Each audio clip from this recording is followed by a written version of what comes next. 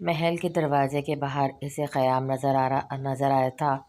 گاڑی رکی تھی۔ سردار کے اشارے پر وہ عجلت سے گاڑی سے نکلتی، بھاگ کر اس کے سینے سے لگ اٹھی تھی۔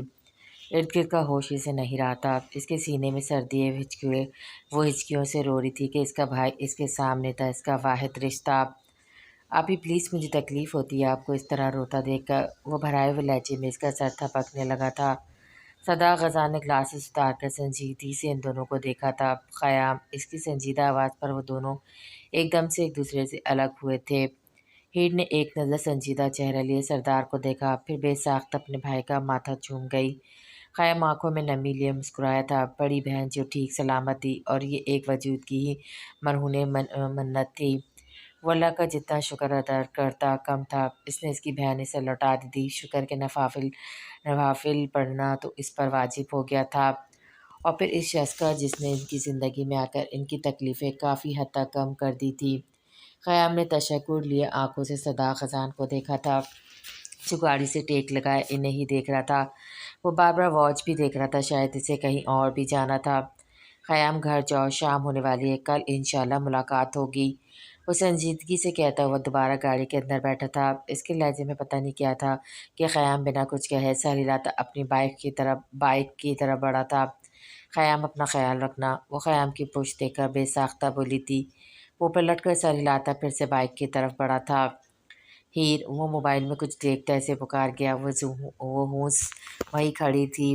اللہ کی پناہ میں قیام، اس کی بائک کو دیکھتی ہوئی بولی جو نظروں سے اوجھل ہونے کو تھا، اور اب سردار کی پکار پر اس کا وجود پھر سے منجانب ہونے لگا تھا۔ آخر کیا تھا وہ شخص جس پر سردار نے بائیں آئی بجھکا کر اس کمزور سی لڑکی کو دیکھا تھا، جو کہ ہونس وہیں کھڑی تھی۔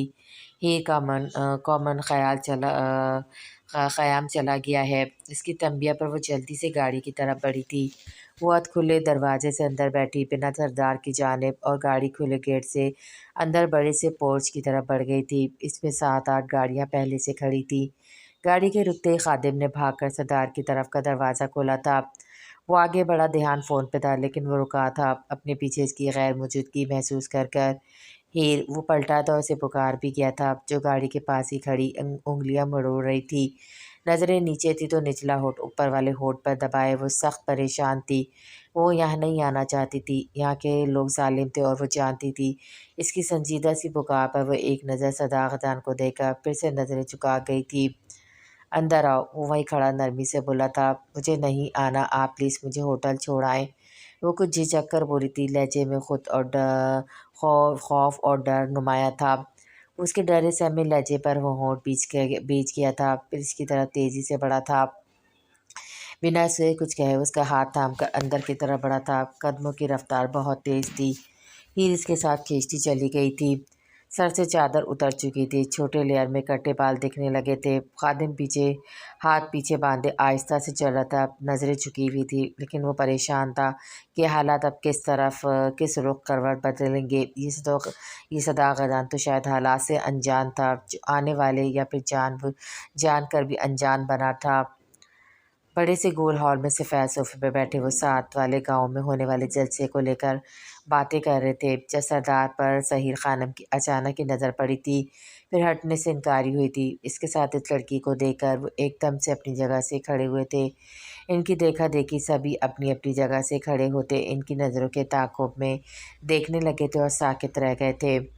تیمور خانم کو 440 واٹ کا جھٹکا لگا تھا۔ انہوں نے آنکھیں مچی پھر کھولی، لیکن وہ حقیقت بنا ان کے سامنے تھا، اور اب دونوں ہاتھ پاکٹس میں ڈالے ان سے کچھ فاصلے پہ کھڑا ان دونوں کو سنجیدگی سے دیکھ رہا تھا۔ ہیر سر پر چادر جماتی جھٹ سے اس کی پشت کے پیچھے ہوئی تھی۔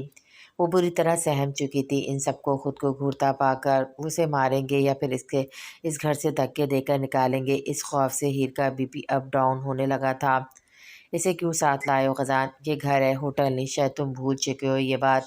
تیمور صاحب آگے بڑھتے ہوئے بھیجے ہوئے لہجے میں بیٹے پر برسے تھے۔ وہ بھی جواباً تھوڑے آگے بڑھا۔ ایک بیوی اپنے شوہر کے گھر میں رہتی ہے، نہ کہ ہوٹل میں، سو میں نے وہی کیا جو مجھے کرنا چاہیے تھا۔ ٹھیک کہہ رہا ہوں نا ڈیڈ؟ وہ کندھے اچکاتے ہوئے لاپرواہی سے بولا تھا۔ بیوی ہیر کو ایسا لگا جیسے ہر طرف اس خوبصورت لفظ کی سماعت اس کے ارد گرد رقص کرنے لگی ہو۔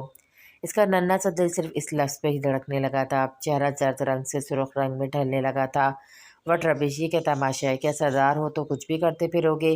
مت بھولو تم اس ریاست کے سردار ہو۔ یہ بھکارن اس لائق ہے کہ اسے اس محل میں رکھا جائے؟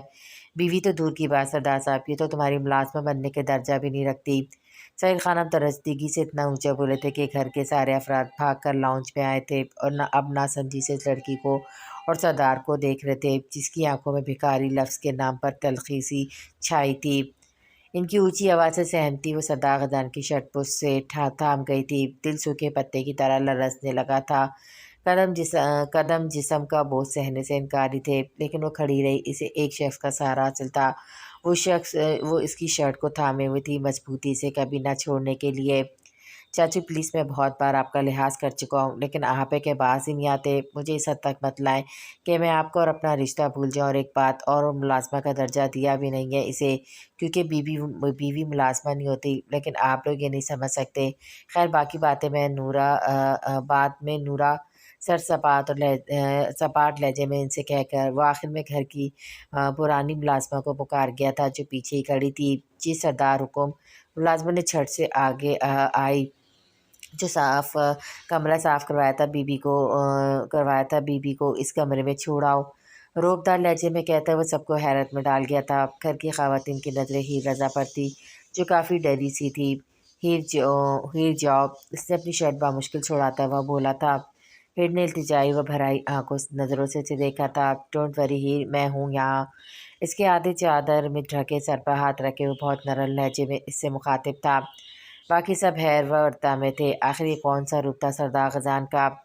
ہیر کا ہاتھ تھام کر نورا اسے زبردستی اپنے ساتھ لے گئی تھی، لیکن وہ مڑ مڑ کر سردار کو ہی دیکھ رہی تھی جیسے اس کے چلے جانے کا ڈر ہو۔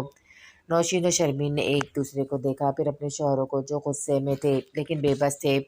مجھے افسوس ہے تمہیں سردار کی گدی پر بٹھانے کا۔ تیمور خانم کے غزیرے لہجے پر وہ پہلی دفعہ اتنے عرصے میں مسکرایا تھا۔ اس کی طنزیہ مسکان پر وہ تینوں بھائی جی جان سے سلکے تھے۔ بھتیجے، میں بھی دیکھتا ہوں تم اس کمتر لڑکی کو کتنے دن اس گھر میں رکھو گے۔ تمہاری اور ہماری زندگی کی سب سے بڑی غلطی ہے وہ لڑکی، اور ہم اس لڑکی کو اس گھر میں زیادہ عرصہ ٹھہرنے نہیں دیں گے، یاد رکھنا یہ تم۔ سعید خانم کے لہجے میں پتہ نہیں کیا تھا کہ غزان نے ہونٹ پیچھے پھر ان کے قریب آیا۔ جب تک میں ہوں ہیر کو آپ تو کیا کوئی بھی اس گھر سے نکال نہیں سکتا، آپ بھی یاد رکھیے گا یہ۔ سپاٹ لہجے میں کہتے ہوئے وہاں رکا نہیں تھا، باہر کی طرف بڑھ گیا۔ آج اس کی بہت اہم میٹنگ تھی جو اسے ہر حال میں اٹینڈ کرنی تھی۔ چینج وغیرہ وہ اپنے آفس میں بھی کر سکتا تھا، وہاں بھی اس کے سوٹ اور باقی چیزیں ہمیشہ رہتی تھیں۔ خادم بھی سردار کے پیچھے بڑھ گیا تھا۔ تیمور، دیکھ رہے ہو اپنے بیٹے کو؟ یہ تمہاری ہی دی ہوئی ڈھیل کا نتیجہ ہے۔ کتنی دفعہ کہا تھا وہ اہل نہیں ہے سردار کی پگڑی کا، لیکن تم سمجھتے کب ہو؟ سعید خانم درستگی سے کہتے وہاں رکے نہیں تھے۔ خشام بھی سر جھٹکتے سعید خانم کے پیچھے چلے گئے۔ تیمور صاحب ہونٹ پیچھے غصے کے انتہا پہ تھے، ان کا بس نہیں چل رہا تھا کہ کیا کر دیں وہ اس بیٹے کا جس نے انہیں سب کے سامنے شرمندہ کر رکھا تھا۔ وہ غصے سے اس کے پیچھے ہی لپکے تھے۔ لو بھلا کر لو بات بھابھی، ابھی ہمارے ساتھ رہے گی جس کی حیثیت ہمارے گھر میں کام کرنے والی ملازمہ سے بھی کم ہے۔ نوشین نے غصے سے شرمین سے کہا تھا۔ شرمین نے بھی سر ہلا دیا، انہیں بھی وہ لڑکی اپنے اس گھر میں بھائی نہیں تھی، لیکن کچھ کر نہیں سکتی تھی۔ ہاں وہ یہ بھی جانتی تھی وہ لڑکی زیادہ عرصہ اس گھر میں نہیں رہ سکتی تھی۔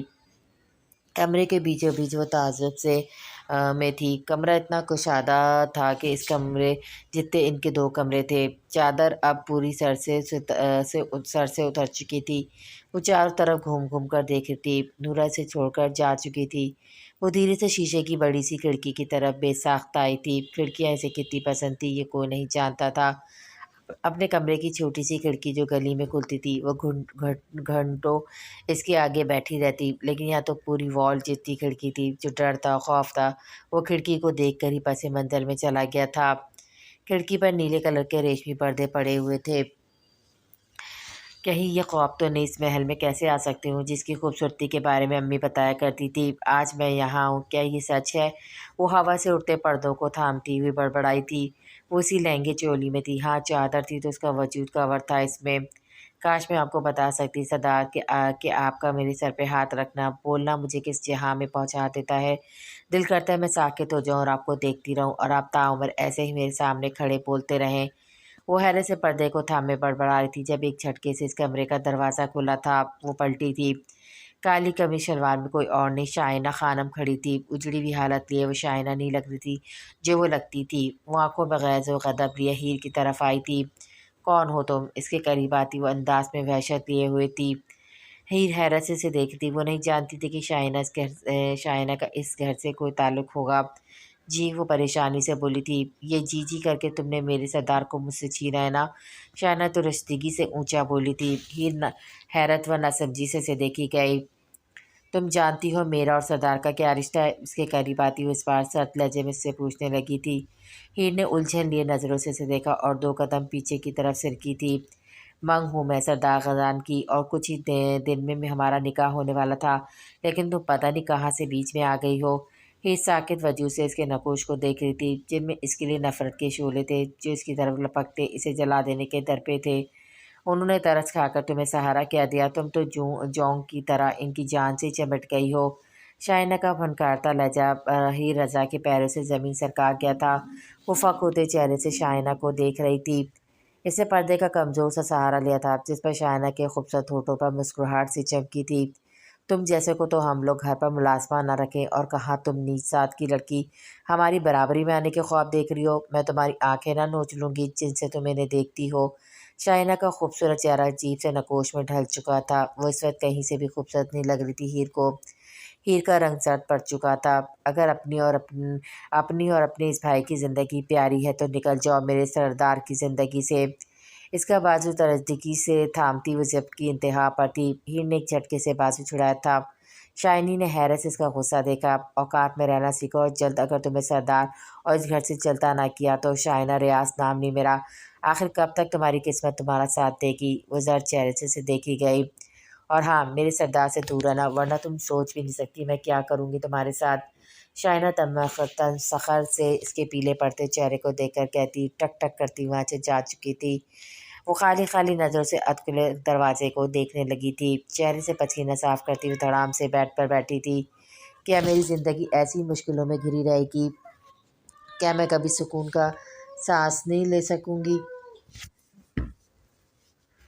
ले पाऊँगी, क्योंकि हर बार हमारे साथ ऐसा होता है। आखिर कब ख़त्म होगी ये परेशानियाँ और तकलीफ़ें? मैं थक चुकी हूँ अब और नहीं सहा जाता। अब होठों पे हाथ रखे हुए लज़रते लहजे में अपने रब से मुखातिब थी।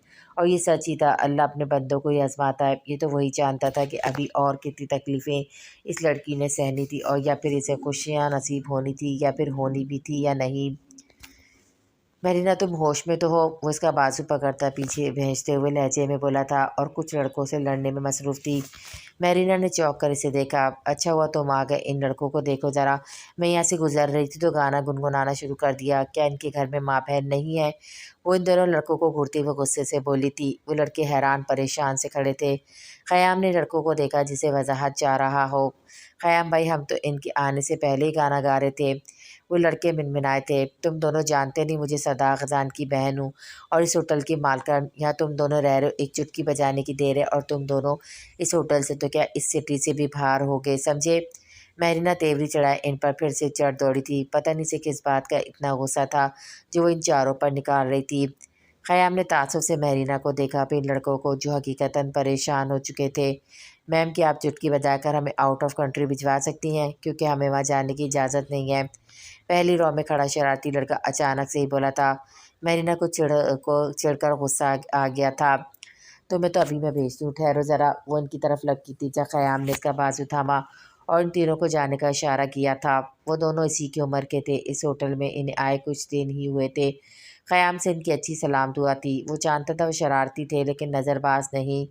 वो तीनों वहाँ से सराइयत से वहाँ से भागे थे। तुम्हारी हिम्मत कैसी हुई मेरा हाथ पकड़ने की? वो मुझ पर गाना गा रहे थे और तुम इनकी साइड ले रहे थे। आफरीन है तुम पर। वो बाजी छुड़ाती हुई गुस्से से फनका रही थी। बाय द वे, कौन सा गाना गुनगुना रहे थे वो दोनों? उसकी बात बीच में ही काटता हुआ नरम लहजे में बोला था। किया था, हाँ, दिल मांगे मोर।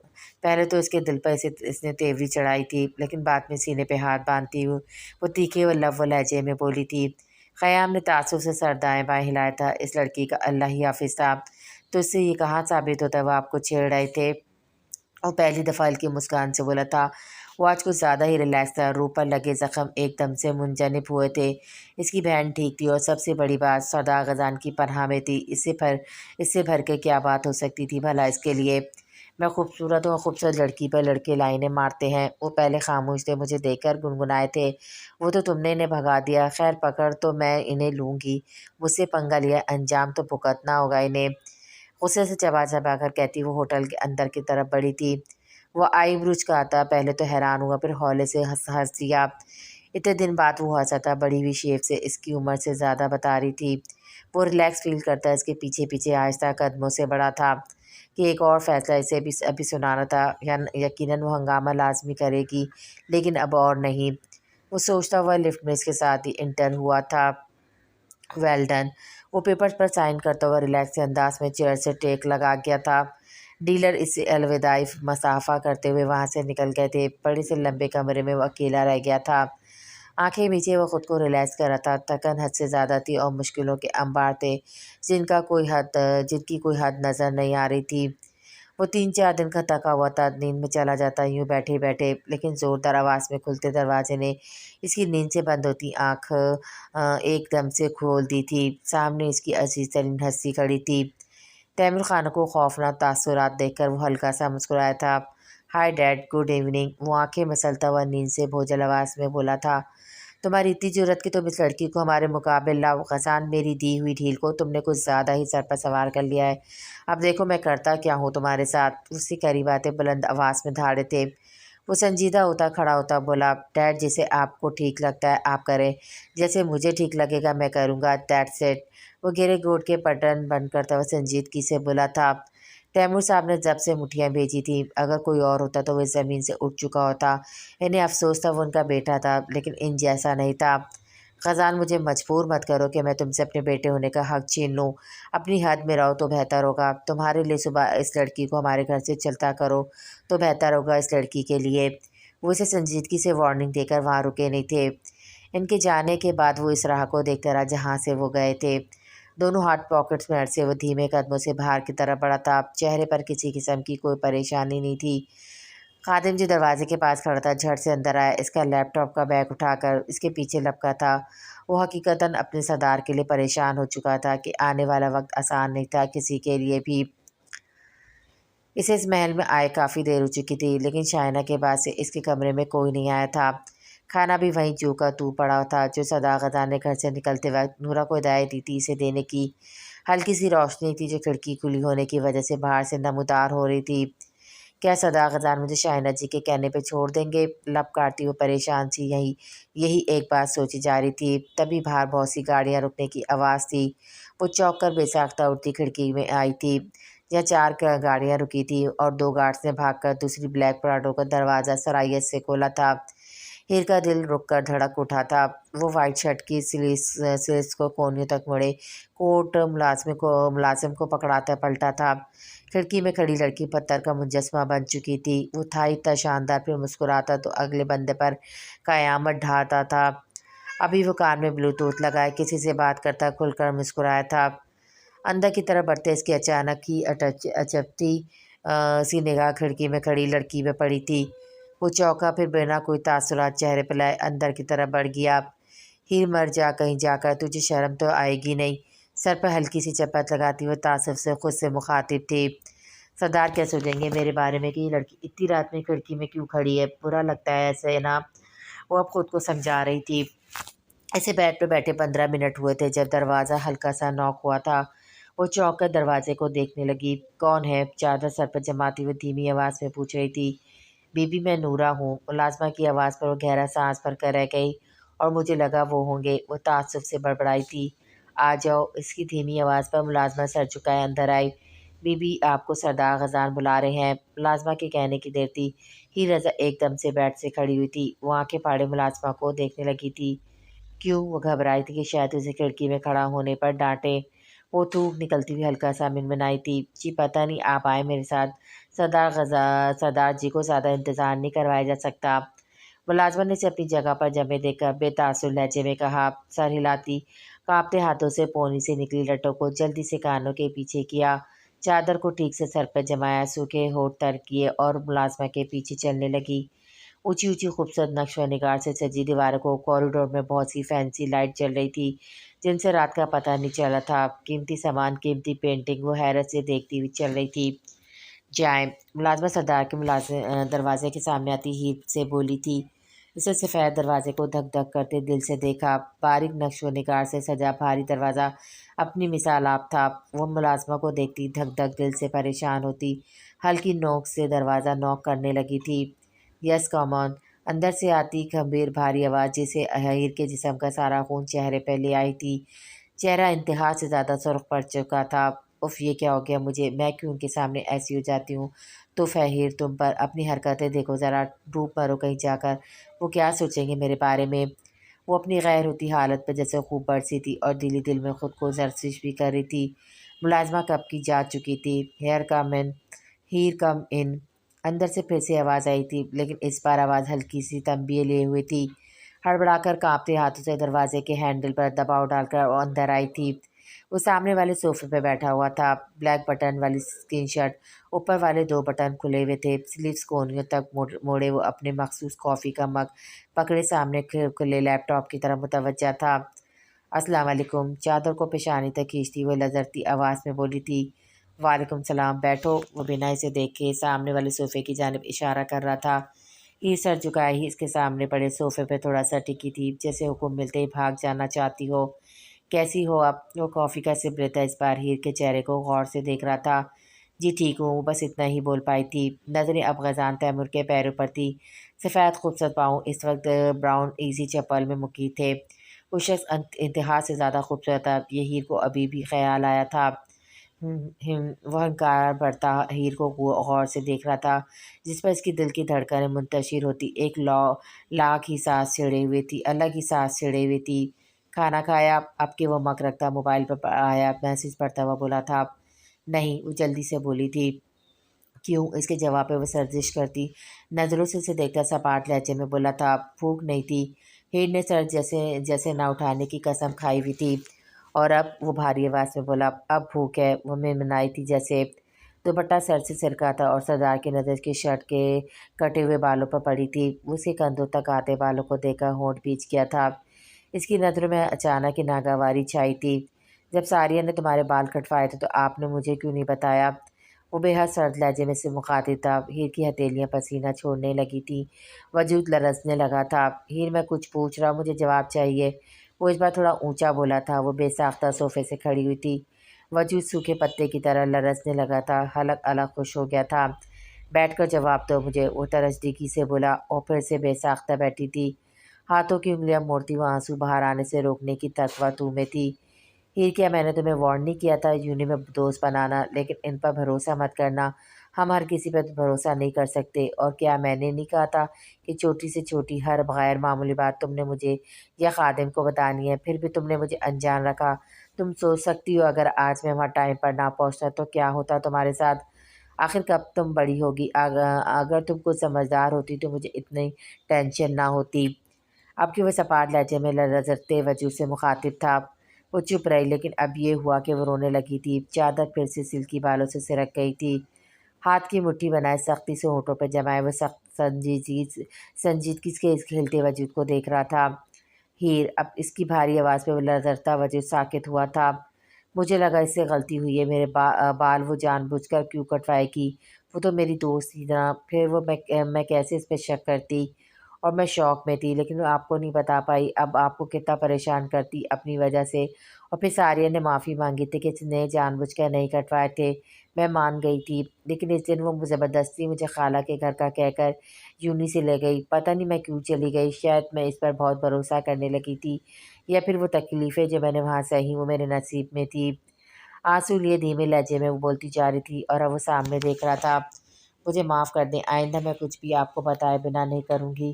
وہ بھچا کر رہ گیا تھا۔ ہیر صوفے سے اٹھ کر اچانک اس کے قدموں میں بیٹھ گئی تھی۔ وہ اس کی خاموشی کو اس کی ناراضگی قرار دے رہی تھی۔ ہیر، اٹھو نیچے سے، وہ ایک دم اونچے لہجے میں بولا تھا۔ وہ اٹھی نہیں، لیکن پریشان بہت ہوئی تھی اس کے سخت لہجے پر۔ ہیر کا ہاتھ اس کے پاؤں پر تھا۔ وہ گہری سانس لے کر اچانک ہی جھکا، اسی پر ہیر نے بھی نظریں اٹھائی تھی۔ نظروں کا تصادم بڑا شدید تھا، بھوری اور روئی کالی آنکھیں دونوں ہی جیسے خود میں بندنے لگے تھے۔ ہی سرائیے سے سر جھکا گئی تھی، وہ اس لہنگا چولی میں تھی، اسے کندھوں سے تھام کر سے کھڑا کر چکا تھا اور اپنے پورے قد سے کھڑا جھکے سر والی لڑکی کو بغور دیکھ رہا تھا۔ ہیر بہادر بنو، دوسروں کو منہ توڑ جواب دینا سیکھو، مضبوط بنو، میں کب تک تمہیں بچاتا پھروں گا، اگر کل کو میں نہ ہوا تو۔ وہ اب تھوڑے پیچھے ہوتا اسے سمجھا رہا تھا۔ اس کا دل فریب گمبھیر لہجہ ہیر کے کانوں میں رس گھولنے لگا تھا، کندھوں پر اس کا محسوس ہوتا لمس ارد گرد پھول سا کھلانے لگا تھا۔ لیکن اس کے آخری الفاظ پر وہ چونک کر اسے دیکھنے لگی تھی۔ اس لڑکی کو سمجھانا مشکل تھا تو پھر طے تھا ہیر نے ڈرنا بھی تھا اور بے وقوفی بھی نہیں چھوڑنی تھی۔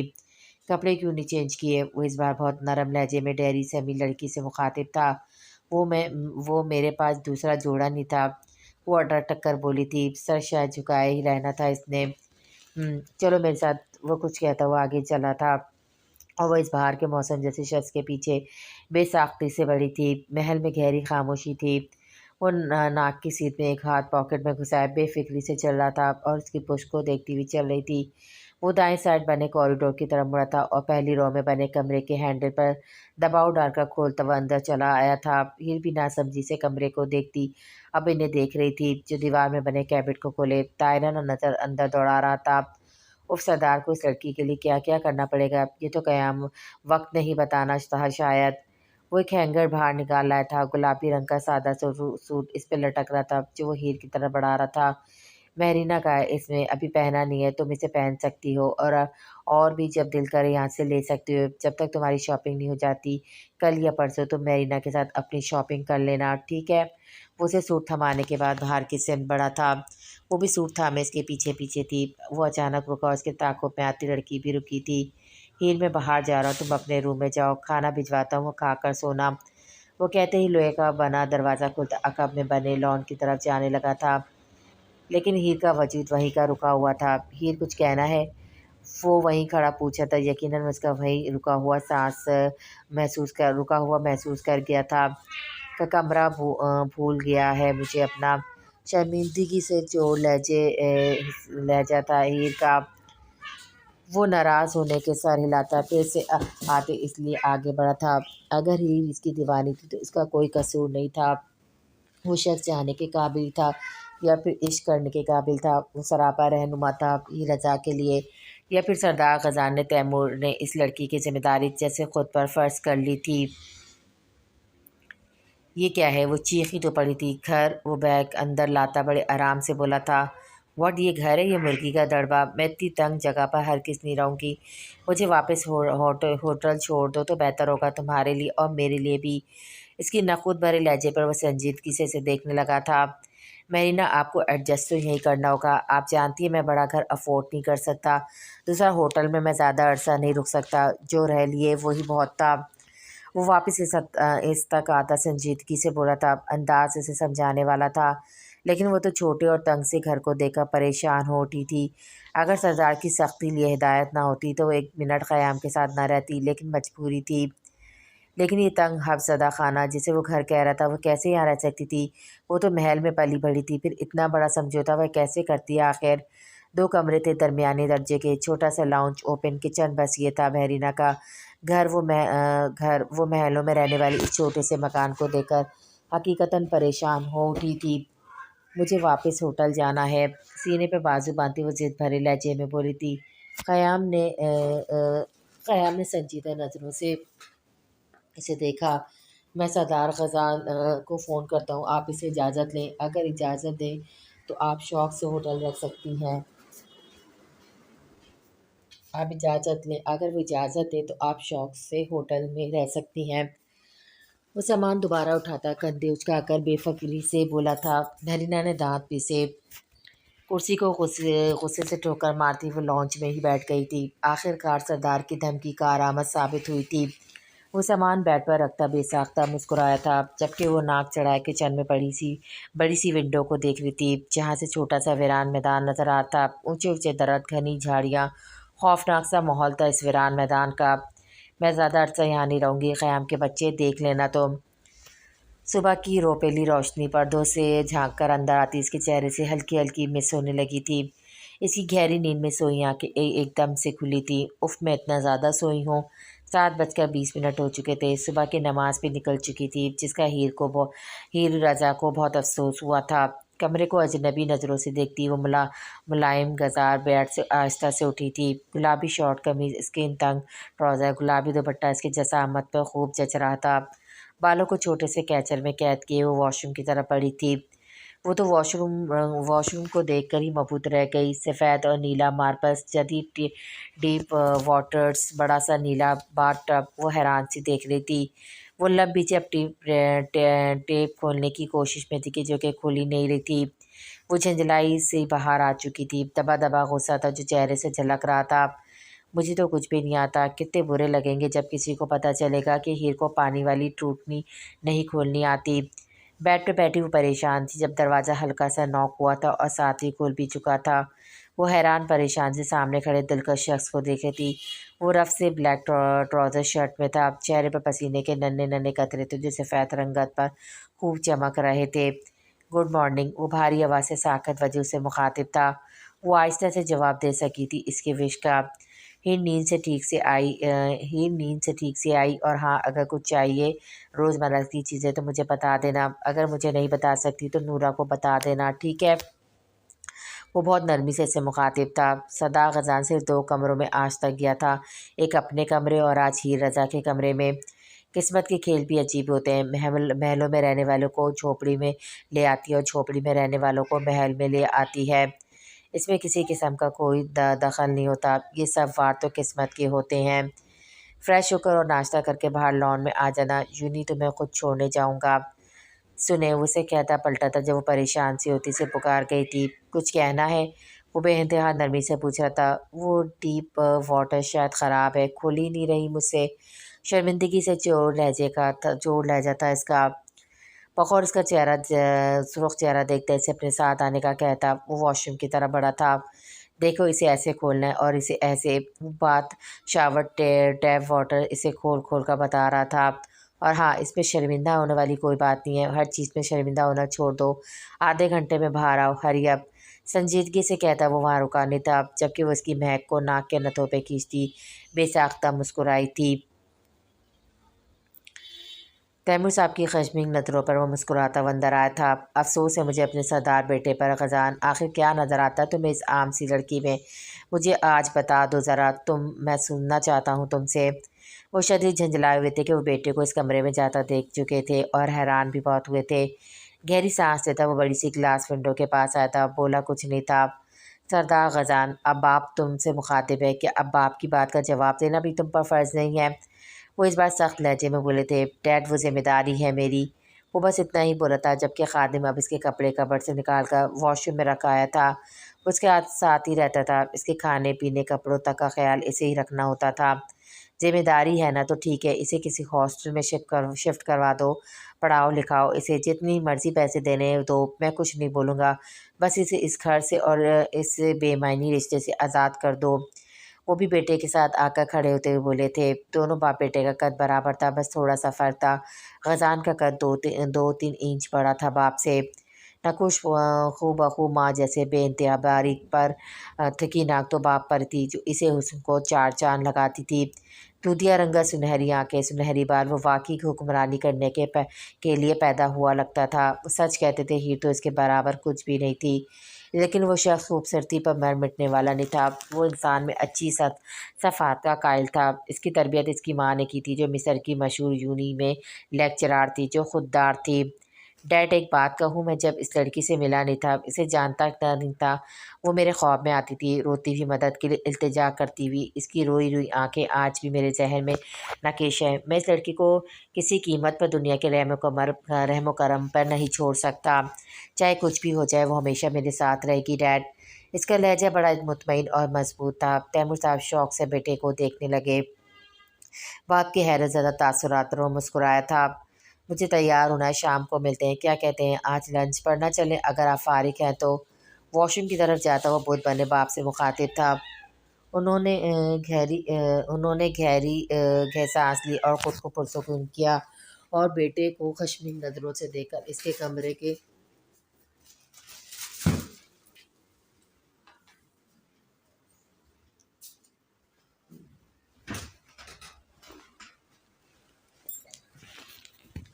واش روم کی طرف جاتا ہوا بھوت باپ سے مخاطب تھا۔ انہوں نے گہری سانس لی، خود کو پرسکون کیا اور بیٹے کو خشمگین نظروں سے دیکھ کر اس کے کمرے سے چلے گئے۔ لیکن وہ جانتا تھا دوپہر کا لنچ اس کا باپ چاہے کچھ بھی ہو وہ اسی کے ساتھ ہی کریں گے۔ وہ ہوں صوفے میں بیٹھی ہوئی تھی جبکہ وہ کچن میں کچھ بنانے میں مصروف تھا۔ سفید ٹی شرٹ پہنے وہ بڑی مہارت سے سبزی کاٹ رہا تھا۔ وہ ایک دم گھوری سے اسے نواز لیتی، لیکن وہ جناب کوکنگ میں مصروف اسے بری طرح اگنور کر رہے تھے۔ ٹھیک 15 منٹ بعد وہ اس کے سامنے ویجیٹیبل نوڈلز رکھ رہا تھا۔ بھاپ اڑاتے نوڈلز کی خوشبو اس کے منہ میں پانی لے آئی تھی۔ کھا کر بتائیں کیسے بنے؟ میری آپی کہتی ہیں میں صرف ایک چیز ہی اچھی بنا سکتا ہوں، صرف نوڈلز۔ وہ بہت شوق سے کھاتی تھی۔ خیر آپ شروع کریں۔ بہن کا ذکر اسے ہمیشہ ارد گرد سے بیگانہ کر دیتا تھا۔ وہ جسے بولتا دیکھی تھی اس کے خاموش ہونے پر سر جھٹک کر رہ گئی۔ مجھے نہیں کھانا یہ سستی ڈشز، مجھے کسی بڑے ہوٹل سے لارج سائز پیزا منگوا کر دو ابھی، ورنہ میں کچھ نہیں کھاؤں گی۔ وہ تیکھے لہجے میں بولی تھی اور ناک تو بات کرتے وقت اپنے سردار بھائی کی طرح ہی چڑھاتی تھی۔ وہ بھوئیں اچکائے سے دیکھ رہا تھا۔ سوری آپ کا شوہر ابھی اتنا امیر نہیں ہوا، کھانا ہے تو یہی کھا لیں کیونکہ میں پیزا افورڈ نہیں کر سکتا۔ ہاں مستقبل میں آپ کو ضرور کھلا سکتا ہوں جب میرے پاس اچھی جاب ہوگی۔ وہ سنجیدگی سے بولتا بنا اس کے چہرے کے تاثرات پہ غور کیے مہوش سے کھانا شروع کر چکا تھا۔ وہ غصے سے پاؤں پر ٹختی، منہ میں اونچا اونچا بڑھاتی بیڈ روم میں جا چکی تھی اور دھاڑ سے دروازہ بھی بند کر چکی تھی۔ وہ تاثر سے بند دروازے کو دیکھتا رہ گیا۔ سر جھٹکتا وہ پھر سے اپنی پلیٹ پہ جھک گیا تھا۔ اس کی پلیٹ اٹھا کر وہ کچن کی طرف چلا گیا جبکہ وہ تکیے پر سر رکھے رونے میں مشغول تھی۔ ٹھیک 1 گھنٹے بعد اس کے روم کا دروازہ کھلا۔ اس کے پاس پلیٹ رکھ کے وہ جیسے ہی آیا ویسے ہی وہ چلا بھی گیا تھا۔ وہ چونک کر بیٹھی، پھر حیرت سے آنکھوں کی پتلیاں سکڑے درمیانے سائز کے پیزے کو دیکھنے لگی تھی، پھر مغروریت سے مسکرا دی۔ وہ چھری اٹھا کر پیزے کا ایک ٹکڑا کاٹ کر منہ میں رکھ چکی تھی، لیکن اتنا بدمزہ پیزا کون سے ریسٹورنٹ میں بنتا تھا بھلا؟ وہ بے پناہ حیرت سے سوچ رہی تھی۔ براؤن شیڈز کی گلاسز لگائے وہ سامنے دیکھ رہا تھا۔ اس کے سامنے بیٹھی تھی، خوش قسمت تھی وہ لڑکی۔ ہیر میرینا کے ساتھ رہنا ہے، دوست بناؤ تو سوچ سمجھ کر بنانا، اور ہاں یونی سے چھٹی ہوتے مجھے رنگ کرنا، میں تمہارا ایڈمیشن جوڈو کراٹے اسکول میں کروا دوں گا، وہاں اپنے ڈیفینس کے لیے لڑنا سیکھا جاتا ہے، آپ کو پورا ٹرین کیا جاتا ہے، وہاں بہت کچھ سیکھنے کے لیے ہوگا جو آپ کو سیکھنا ہے۔ وہ بولتا جا رہا تھا، ہیر خوف سے زدہ ہوتی سے دیکھ رہی تھی۔ تم سن رہی ہو؟ اس کی خاموشی پر بولا تھا۔ جی، خوف زدہ لہجہ گاڑی میں گونجا تھا، لیکن اس نے کوئی تاثر نہیں لیا۔ وہ اب اس لڑکی کو مضبوط بنا کر ہی سکھ کا سانس لینا چاہتا تھا۔ گاڑی یونی کے دروازے پر رکی تھی، آگے والی گاڑی بھی رکی تھی اور پیچھے والی 3 گاڑیاں بھی رکی تھی۔ گارڈ اس کی گاڑی کے ارد گرد بندوقیں سنبھالے کھڑے ہو گئے تھے۔ وہ بہت دقت سے گاڑی سے اتری تھی۔ وہ بھی اترا تھا۔ ہیر جاتی لڑکیوں کو پکارا گیا تھا۔ جی، سہما سا لہجہ سردار کو مسکرانے پر مجبور کر رہا تھا۔ یہ کارڈ رکھو، شام کو شاپنگ کرنی ہے، اور ہاں اکیلے کرنی ہے، لیکن 2 گارڈ تمہارے ساتھ ہوں گے، ڈونٹ وری۔ وہ کریڈٹ کارڈ اس کی طرف بڑھاتا ہوا بول رہا تھا۔ فروزی قمیص، وائٹ چکن والا تنگ ٹراؤزر، وائٹ ہی چکن کی بڑی سی چادر جس کے کناروں پہ باریک چکن لیس لگی ہوئی تھی، براؤن بیگ لیے وائٹ سی ہی نازک سی سینڈل۔ وہ لڑکی بہت اچھی لگ رہی تھی۔ شفاف گندمی رنگت، چہرے پہ کالی لٹیں جھول رہی تھی اور آنکھوں میں خوف نمایاں تھا۔ اللہ حافظ، وہ جا چکا تھا کہہ کر وہ مرے قدموں سے اندر کی طرف بڑھ گئی۔ کلاس میں وہ سارا دن پریشان ہی رہی تھی۔ فری پیریڈ میں وہ آنکھوں میں آنسو لیے بیٹھی تھی۔ اونچی سیڑھیوں پہ بیٹھی وہ سہمی سی ہرنی لگتی تھی۔ مجھے کہیں نہیں جانا، وہ خود سے منمنائی تھی۔ ہائی، آئی ایم شبنم صدیقی، نام تو سنا ہوگا آپ نے۔ وہ چونک کر اٹھی تھی، سامنے اس کا باس کھڑا تھا۔ وہ آنکھوں میں شرارت لیے ہیر کو دیکھ رہا تھا جو اسے بہت اچھے سے پہچان گئی تھی۔ صدا غدان کو اس لڑکی کا کتنا خیال تھا، یہ شبنم جان گیا تھا۔ اس نے شارٹ نوٹس پہ اسے یہاں بلایا تھا اور اب یہاں اس کا ایڈمیشن کروا دیا تھا، کیونکہ صرف ایک معصوم لڑکی کے لیے جو شاید خوفزدہ رہنا نہیں چھوڑ سکتی تھی۔ پھر وہ کہتی تھی نہیں، اس کا کیوں خیال آئے گا، پگلی تھی نا وہ پوری